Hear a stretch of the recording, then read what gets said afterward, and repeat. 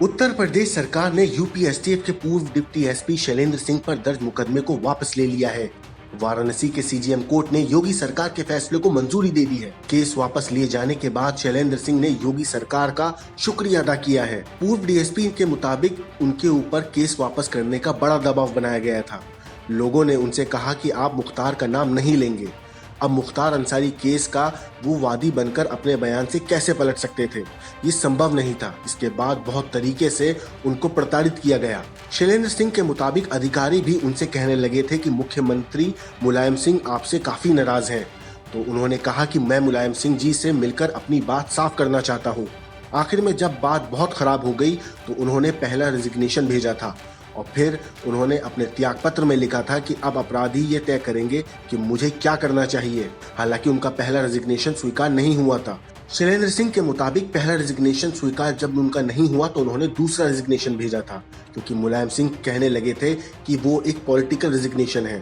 बाद में उन्होंने दूसरा रेजिग्नेशन भेजा और उन्होंने ये साफ कर दिया था कि आपके साथ मैं काम नहीं कर सकता। बाहुबली विधायक मुख्तार अंसारी को बुधवार को मोहाली कोर्ट में पेश किया गया था। व्हीलचेयर पर मुख्तार अंसारी को कोर्ट में पेश किया गया था। इस दौरान मुख्तार अंसारी का नया पैंतरा भी सामने आया।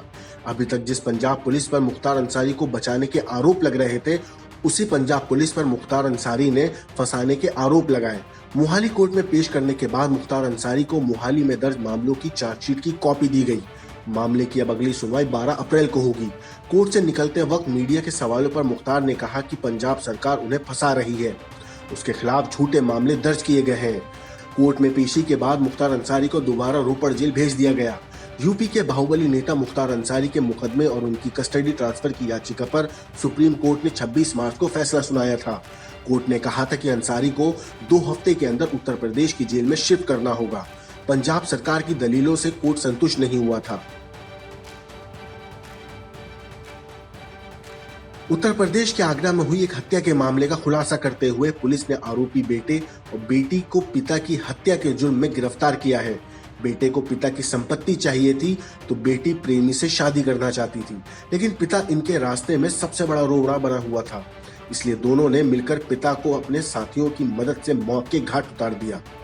लेकिन पिता इनके रास्ते का सबसे बड़ा रोड़ा बना हुआ था, इसलिए दोनों ने मिलकर पिता को अपने साथियों की मदद से मौत के घाट उतार दिया। भाई बहनों ने साथ मिलकर योजना बनाई और 26 मार्च की रात अपने पिता सुनील को रास्ते से हटा दिया। इस वारदात को अंजाम तक पहुंचाने में बेटी का प्रेमी और बेटे के दोस्त ने भी पूरा साथ दिया था। चारों ने साथ मिलकर सुनील कुमार को बेरहमी से पीटकर मौत के घाट उतार दिया था। खुद को बचाने के लिए पड़ोसियों के खिलाफ मुकदमा भी दर्ज करवा दिया। एसपी क्राइम ब्रांच ने इस मामले में बताया कि मृतक सुनील अपनी संपत्ति को बेच रहा था। इस वजह से उसका बेटा अनुज और बेटी उसके खिलाफ हो गए थे। संपत्ति को बेचने और कब्जाने के लिए चारों आरोपियों ने मिलकर वारदात को अंजाम दिया है। पुलिस ने चारों आरोपियों को गिरफ्तार कर लिया है और आगे की जांच में जुट गई है।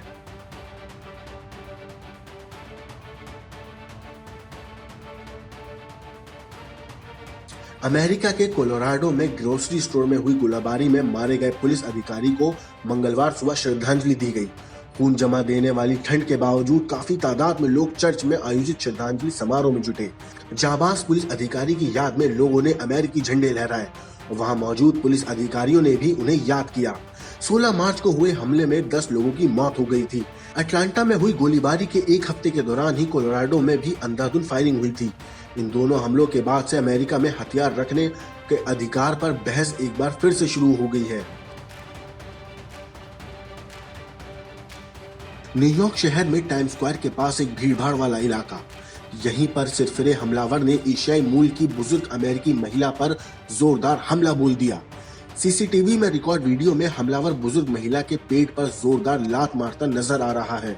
अचानक हुए हमले से बेदम होकर जमीन पर गिरी महिला पर भी दरिंदों को दया नहीं आई और वो बुजुर्ग महिला के चेहरे पर लात से गंभीर चोट करता दिख रहा है।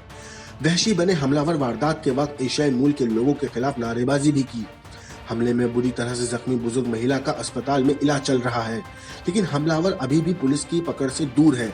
सुरक्षा के कड़े बंदोबस्त और भीड़भाड़ वाले इलाके में हुए हमलों में सबसे चौंकाने वाली बात रही कि किसी ने भी महिला को बचाने की कोशिश नहीं की। इस बात की सभी लोग आलोचना कर रहे हैं। वीडियो में 2 सुरक्षा गार्ड भी नजर आ रहे हैं, लेकिन उन्होंने भी बुजुर्ग महिला को नहीं बचाया। इन खबरों को विस्तार से क्राइम तक पर देखिए। ब्यूरो रिपोर्ट, क्राइम तक।